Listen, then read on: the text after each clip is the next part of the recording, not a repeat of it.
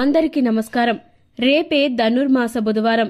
ఈ రోజున రహస్యంగా 2 లవంగాలతో ఇలా చేస్తే చాలు, కేవలం 60 నిమిషాల్లోనే లక్షలు కాదు కోట్లు వచ్చి పడతాయి. మరి ధనుర్మాస బుధవారం రోజున లవంగాలతో చేయవలసినటువంటి పరిహారం ఏంటి, అలాగే ఇక ధనుర్మాసం విశిష్టత ఏంటి అనే ఆసక్తికరమైన విషయాలు కూడా ఈ రోజు మన వీడియోలో స్పష్టంగా తెలుసుకుందాం. అంతకన్నా ముందు మీరు మా ఛానల్ను ఇంకా సబ్స్క్రైబ్ చేసుకోకపోతే గనుక వెంటనే సబ్స్క్రైబ్ చేసుకోండి. అండ్ మా నుంచి వచ్చే ప్రతి వీడియో అప్డేట్ మీకు రీచ్ అవ్వాలంటే సబ్స్క్రైబ్ చేసుకున్న తర్వాత పక్కనే ఉన్న బెల్ ఐకాన్ను ట్యాప్ చేయండి. మీరు చేసే ప్రతి ఒక్క లైక్ మా ఛానల్కు ఎంతో ఎంకరేజింగ్ గా ఇంకా సపోర్టివ్ గా కూడా ఉంటుంది. మరి వీడియోలోకి వెళితే గనుక, సూర్యుడు నెలకు ఒక రాశి చొప్పున 12 నెలలు 12 రాశులలో సంచరిస్తాడు. ఆ విధంగా సూర్యుడు ధనస్సు రాశిలో నుంచి సంచరించే సమయాన్ని ధనుర్మాసము అని పిలుస్తారు. ధనుర్మాసం దక్షిణాయనంలో చివరి మాసం. ఈ నెల 16 నుంచి ప్రారంభమయ్యే ధనుర్మాసం జనవరి 13న ముగుస్తుంది. సూర్యుడు రాశిలో ప్రవేశించే సమయాన్ని సంక్రమణం అని అంటూ ఉంటారు. సూర్యుడు జనవరి 14న మకర రాశిలో ప్రవేశిస్తాడు. సూర్యుడు సంచరించే 12 నెలలు కలిసి దేవతలకు ఒక సంవత్సరం, అంటే ఒక సంవత్సరాన్ని 2 ఆయనములుగా విభజించారు.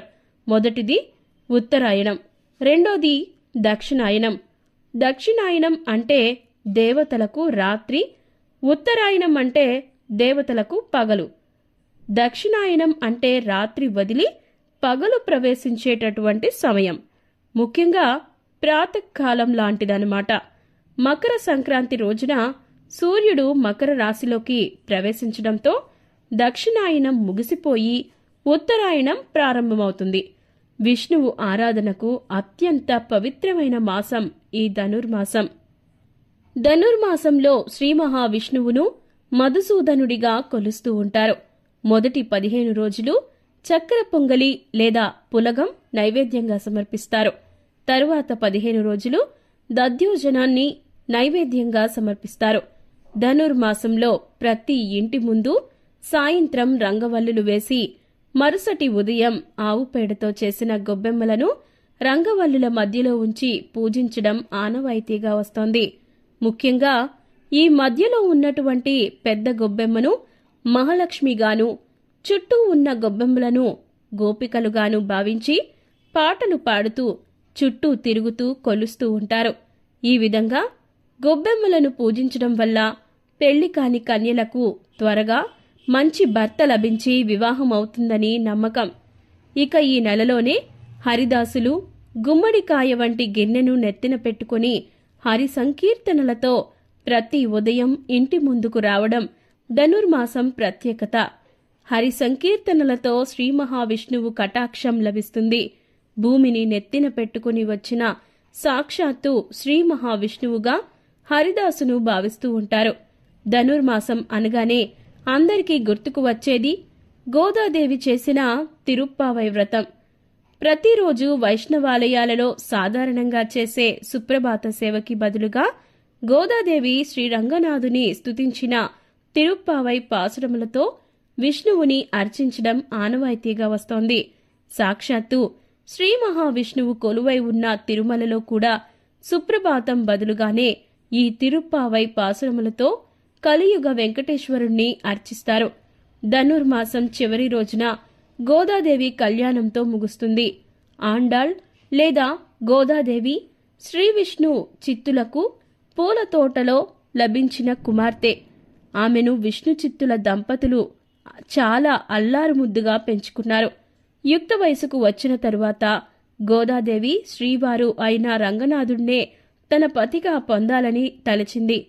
గోదాదేవి శ్రీ రంగనాథుని వివాహం అయిందని తిరుప్పావై వ్రతాన్ని ఆచరిస్తుంది.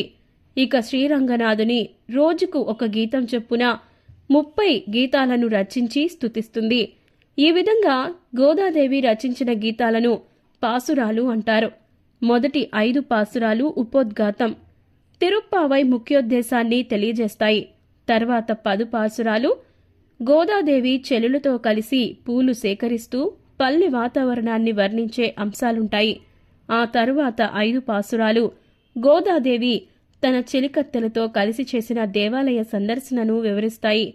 భగవంతుణ్ణి నిద్ర మేల్కోపడానికి ఆండాళ్ సుప్రభాతాన్ని ఆలపిస్తుంది. చివరి 9 పాసురాలు భగవద్విభూతిని వర్ణిస్తాయి.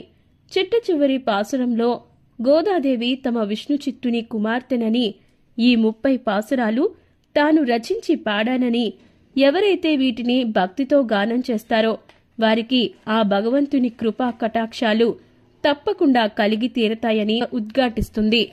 విష్ణుచిత్తుల వారికి ధనుర్మాసం చివరి రోజు ముందు రాత్రి శ్రీరంగనాథుడు కలలో కనిపించి గోదాదేవిని కన్యాదానం చేయమని ఆదేశిస్తాడు. ధనుర్మాసం చివరి రోజున శ్రీరంగనాథుడు కోరిన విధంగా గోదాదేవిని సాలంకృతంగా కన్యాదానం చేసి వివాహం జరిపించాడు. కళ్యాణం జరిగిన వెంటనే గోదాదేవి శ్రీరంగనాథునిలో లీనమైపోతుంది. ధనుర్మాసంలో బ్రహ్మముహూర్తంలో అంటే తెల్లవారుజామునే నిద్రలేచి స్నానమాచరించి శ్రీ మహావిష్ణువును ఆవుపాలు, కొబ్బరి నీళ్లు మొదలైన పంచామృతాలతో అభిషేకం చేస్తే స్వామివారి కటాక్షం లభిస్తుంది. ధాన్యలక్ష్మి ఇంటికి చేరే సమయం కూడా ఈ ధనుర్మాసమే.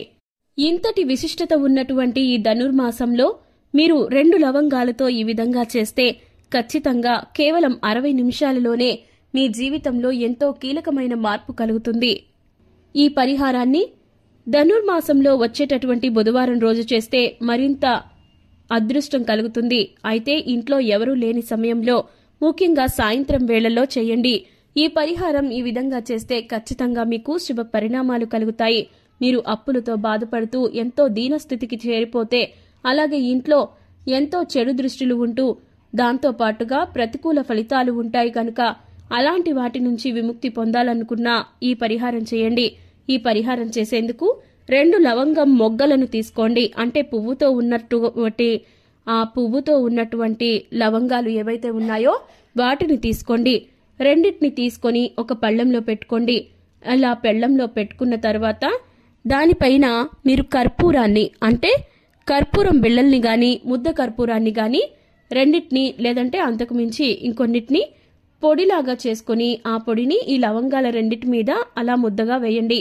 కొంచెం ముద్దగా వేసిన తర్వాత ఇక మీరు ఇంటి నడిబొడ్డు అంటారు, అంటే అది హాల్ కానివ్వండి, లేకపోతే మరే ఇతరైన ప్రదేశమైనా కానివ్వండి, కానీ ఇంట్లో మధ్య కేంద్ర బిందువు లాంటి ప్రదేశం, ఆ ప్రదేశానికొచ్చి ఈ లవంగాల మీద ఉన్నటువంటి ఆ కర్పూరాన్ని వెలిగించండి.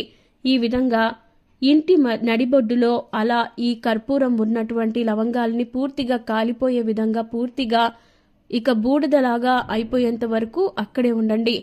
ఇలా పళ్ళెంలో పెట్టుకున్న తర్వాత ఈ విధంగా లవంగాలన్నీ కూడా 2 పూర్తిగా కాలిపోవాలి.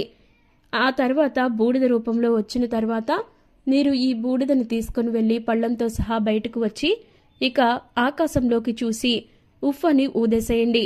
ఈ విధంగా చేస్తే ఖచ్చితంగా మీకు మీపై ఉన్నటువంటి చెడు ఫలితాలు పోతాయి. అంతేకాదండి, మీకు లక్షల్లో కోట్లలో డబ్బు సంపాదించుకునేందుకు ఇక ఎన్నో అవకాశాలు మీ ఇంటి ముందుకొస్తాయి.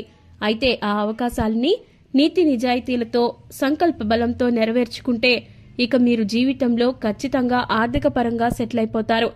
ఇలాంటి మరెన్నో ఇంట్రెస్టింగ్ వీడియోస్ కోసం మా ఛానల్ను సబ్స్క్రైబ్ చేసుకోండి. ఈ వీడియో ఎక్స్ప్లెనేషన్ కనుక మీకు నచ్చినట్లయితే లైక్ చేసి మీ ఫ్రెండ్స్ అండ్ ఫ్యామిలీస్కి షేర్ చేయండి. ధన్యవాదాలు.